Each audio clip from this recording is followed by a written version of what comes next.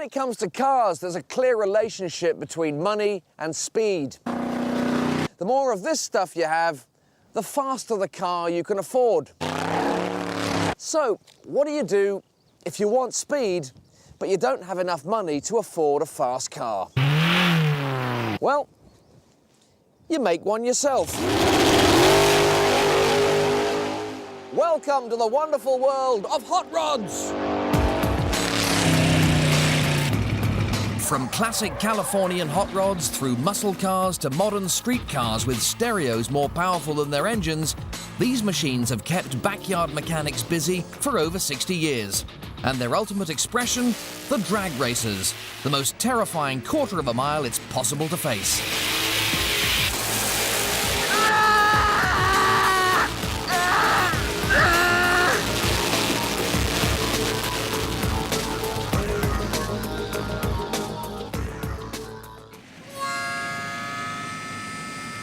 Rather surprisingly, the story of the hot rods began with old Fords like this one, the Model T, the world's first really boring car.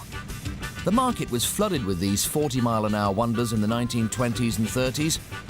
By the end of World War II, their resale value was rock bottom, and it led to something rather glorious happening. In 1945, American servicemen returning to California were able to buy second-hand Fords like this one for next to nothing. They called them vintage tin, and making use of engineering skills that they'd learned in the army, they took them back to their garages for a little bit of, well, let's just call it tinkering, shall we? Behind your backs, please. Behind your backs.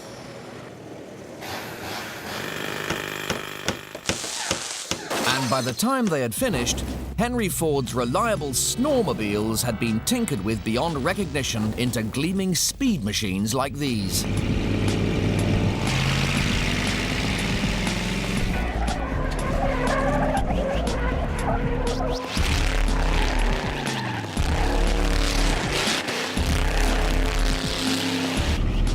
These cheap Fords modified in back streets and garages for cool looks and high speed became known as hot rods. The name's either a shortening of hot roadster or a nod towards modifying the connecting rods in the engine. It depends what book you read. Head-to-head racing on the central streets of American towns, the main drag, gave these competitions a name, drag racing. The length of the races, typically a quarter of a mile, was set by the distance between the traffic lights.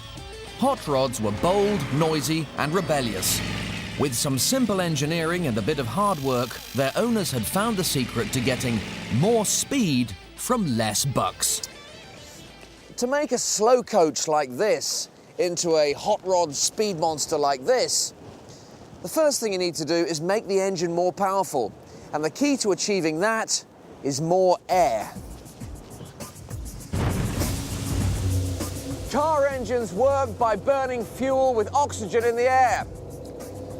All fuel needs oxygen. And the more oxygen I give this fuel, the more of it I can burn at once, producing greater sausage-sizzling power.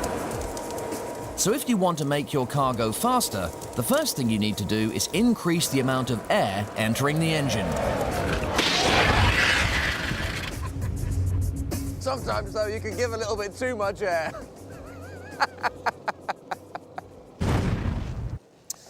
A running engine creates a vacuum which draws air into this device here, which is called a carburetor. Here, the air mixes with the fuel before it enters the engine. Now, by fitting multiple carburetors and, in the case of this engine, a supercharger which compresses the air into the engine more quickly, hot rodders were able to draw more air into the engine to mix with more fuel to create bigger explosions to provide more power.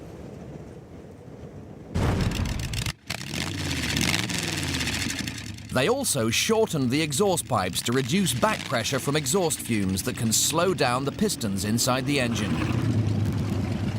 It made them very noisy, good noisy. And with these modifications, they could double the power of their engines.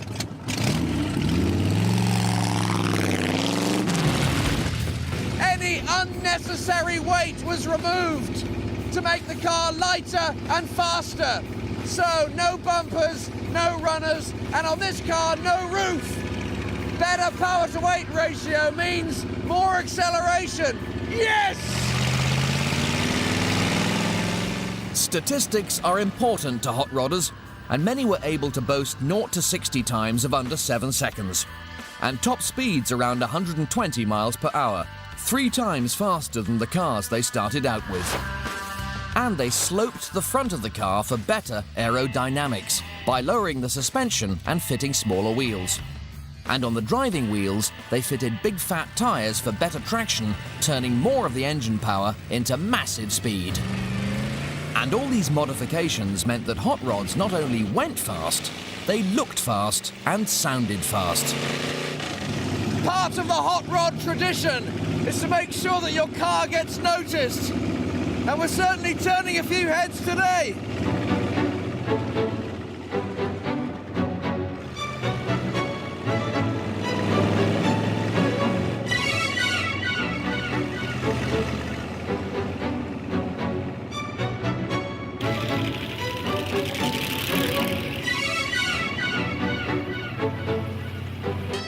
In the 1950s, hot rod culture was the favourite storyline for B-movie directors, with titles like Drag Strip Girl and Devil on Wheels. By the turn of the 1960s, there was a whole new group of people who wanted to buy into the Hollywood drag strip culture, but didn't have a clue how to build a fast car for themselves. It was a perfect opportunity for car manufacturers to make some big bucks by offering cheap cars capable of hot rod performance straight out of the showroom. And the first off the line was Pontiac with this, the GTO, the original muscle car.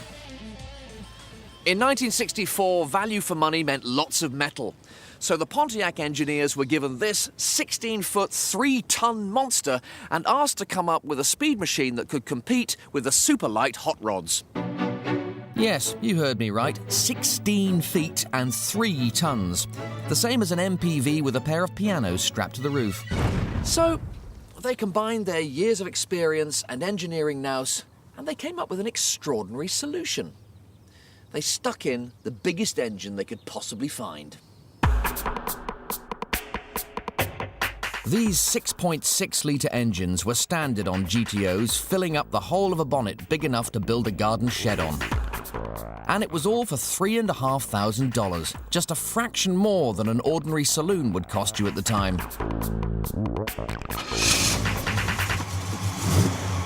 The V8 engine noise, of course, is absolutely incredible, but it's even better if I flick a switch.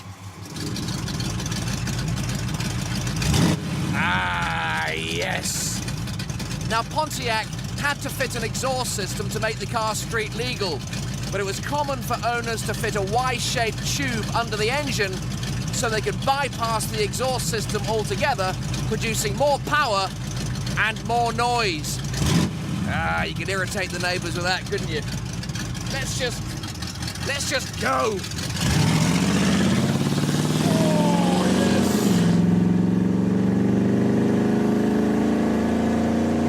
yes! It's real thrust back in the seat acceleration.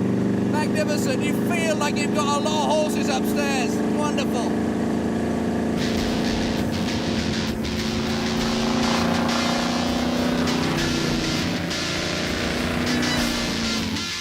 Pontiac had cracked it. With 0 to 60 in 6.6 seconds, the GTO was fast enough to compete with a hot rod in a quarter-mile drag race.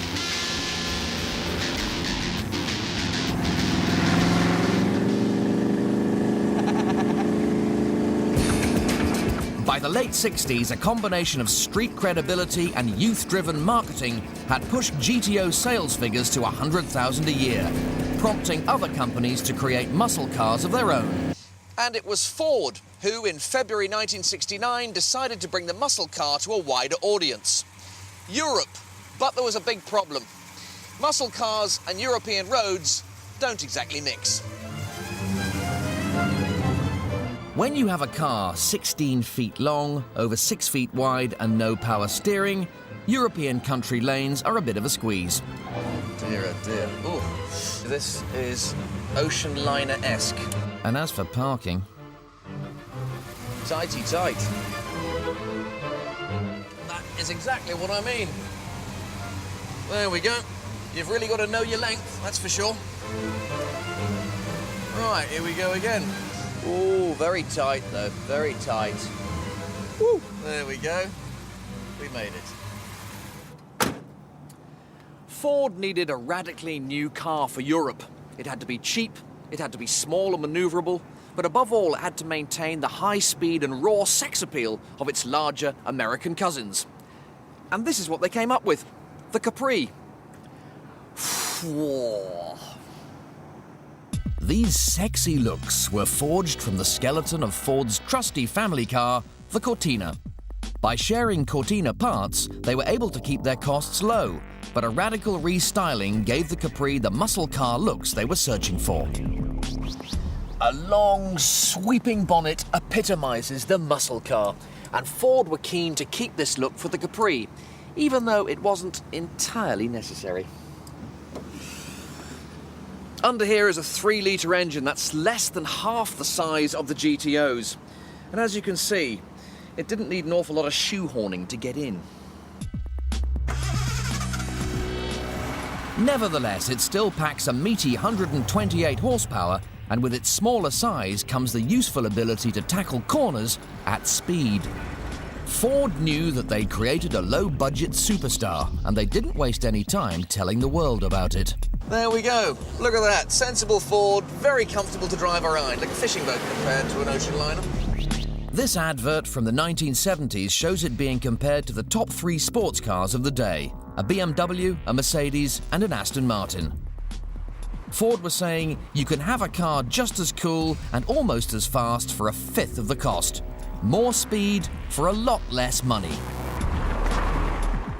It feels incredibly civilized. When you consider that this is Europe's answer to a muscle car, it's sort of, in many ways, like Europe is to America. It's smaller, it's quieter. The Capri was a phenomenal success in Europe, selling 1 million in its first 4 years. There was this 3-litre version for folks with a bit of cash, and a 1.3 if you wanted the look but couldn't afford as much power. It was even a surprise hit in the United States, where it was marketed as the sexy European. The Capri gave Europeans their first taste of cheap speed, and quickly spawned an appetite for hot rod culture, which in the 1980s took on a bizarre twist: practicality.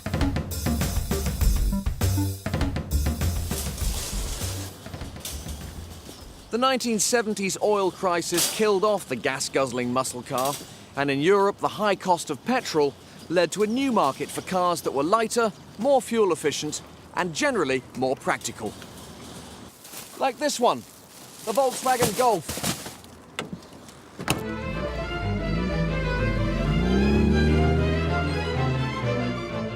But, like the Model T before it, this cheap, boxy workhorse was to provide the inspiration for a hot rod. And not just any hot rod, probably the most influential hot rod of all time. Amazingly, it wasn't a backstreet racer who souped up the humble Golf. It was one of the design team. In 1975, test engineer Alphonse Löwenberg decided that the Golf could do with a bit of a tweaking. In secret, he built a super Golf with wider tyres, subtle changes to the bodywork, a rather natty red line on the front grille, and 3 little letters that were to rock the world of motoring: GTI. The I in GTI stands for injection, electronic fuel injection.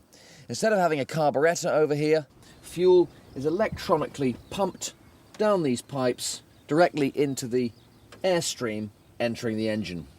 The result is more power for less fuel, giving this modest 1.8-litre engine an impressive 112 horsepower.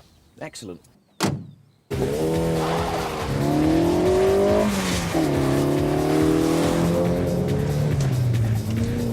With its high-performance engine, Löwenberg's pocket rocket could get to 100 kilometers per hour in just 9 seconds. and had a top speed of 182 kilometers per hour.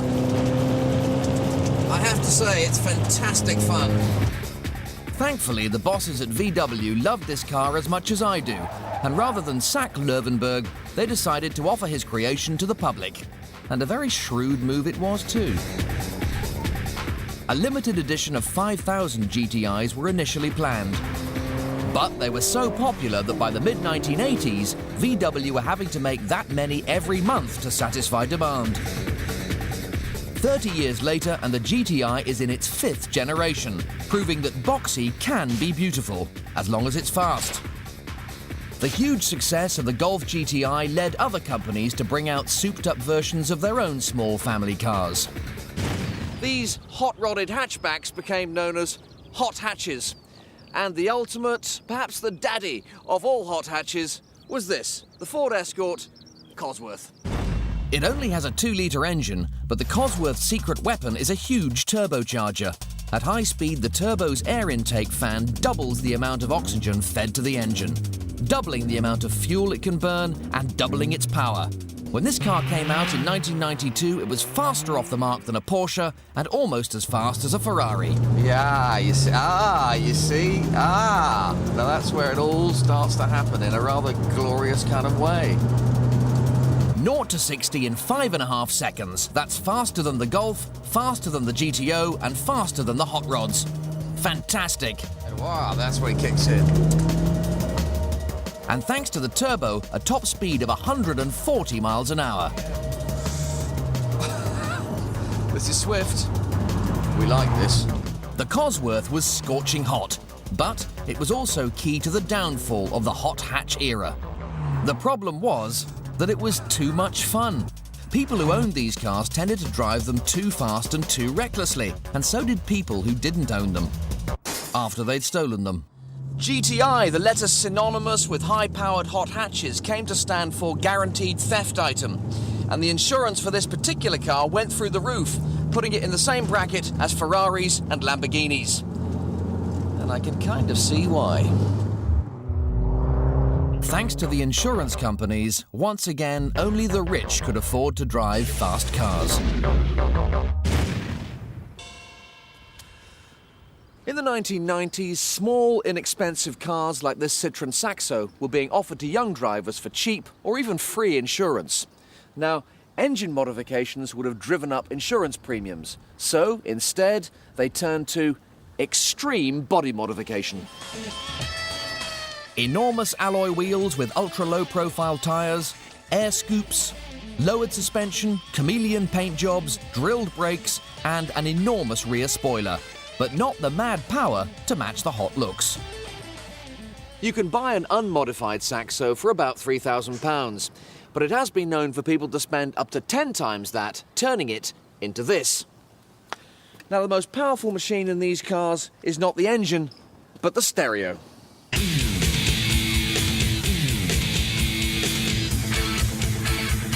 This uniquely European branch of hot rodding may carry on the tradition of teenagers tweaking their cars in backyards, but the low-powered engines on these cars are a far cry from the original driving force of hot rods to own the fastest car on the block. To find that, you have to look to a sport that's been pushing the internal combustion engine to its absolute limits since the dawn of the original hot rod era: drag racing.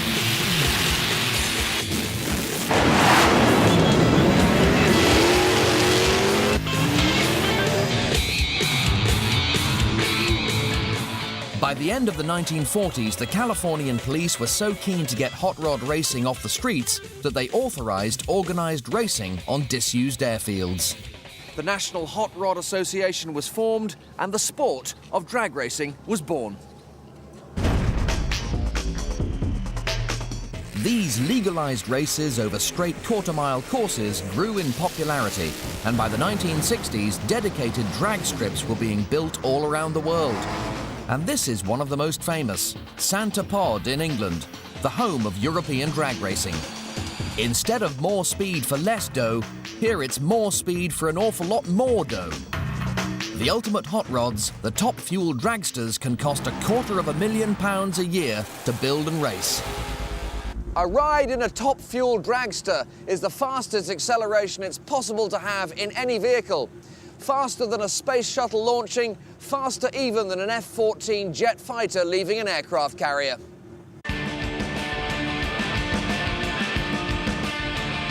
Never mind 0 to 60, these cars do 0 to 100 in less than a second, and they complete the quarter-mile course in just 4.5 seconds, crossing the line at speeds in excess of 300 miles an hour. They're so quick that if you had a Formula One car crossing this line at 200 miles an hour and a top-fuel dragster starting from a static position at exactly the same time, the dragster would beat the Formula One car to the quarter-mile mark. It's madness! So here we have it, the culmination of 60 years of hot rodding evolution. And just look at the absolute length and glory of this fantastic machine. All the aerodynamics, of course, required to keep it on the ground. The cockpit and the panels are all magnesium and carbon fibre, lightweight, of course. Behind the driver, we have a titanium shield just in case the engine explodes. And what an engine it is, of course, based loosely on a Chrysler 1950s V8. There it is, developing 7,000 horsepower. That is 100 times the power of a Ford Capri, and they both weigh about the same. Top-fuel dragsters run on nitromethane, which is pretty potent stuff because it has its own supply of oxygen chemically bonded to it. Inside the engine, it heats up, the oxygen is released, and kaboom! Nitromethane produces 3.5 times the power of petrol, and the exhaust fumes are mostly nitric acid, so anybody near it has to wear a gas mask, and that includes our cameraman. It's so potent that the engine can only be run at full throttle for the 4.5 seconds it takes to complete each race. Any more, and they'd simply blow up.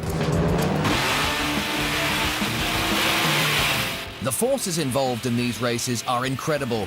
Top fuel drivers experience 5G, and they get another 5.5G when they cross the line, and the parachutes open to slow the dragster to a halt. Thankfully, there's not much room for a passenger in a top fueler, so I'm spared that privilege. However, I have been pointed in the direction of this petrol-driven dragster, and oh dear, will you look at that? It's got a passenger seat. Today, I'm going to find out what it's like thanks to this fantastic two-seater dragster and its lunatic, should I say its fine, driver, John Webster. Hi, John. Hi, Chris. How you doing? Not bad. Right. It doesn't quite have the power of a top fueler, but with 1,000 horsepower, it's still considerably more powerful than a Formula One car. It gets from 0 to 60 in just 1.4 seconds and 100 miles an hour in just 3. Right then. Here we go. And I'm glad they've given me something to hold on to. When this thing sets off, I'll be pulling 2G. Was this a wise decision, I wonder? Are you sure you should be doing this, Mr. B? I don't think you are. Hey-ho, here goes. Ah! Oh, yes. Oh, yes. Oh, dear. Well, here we go.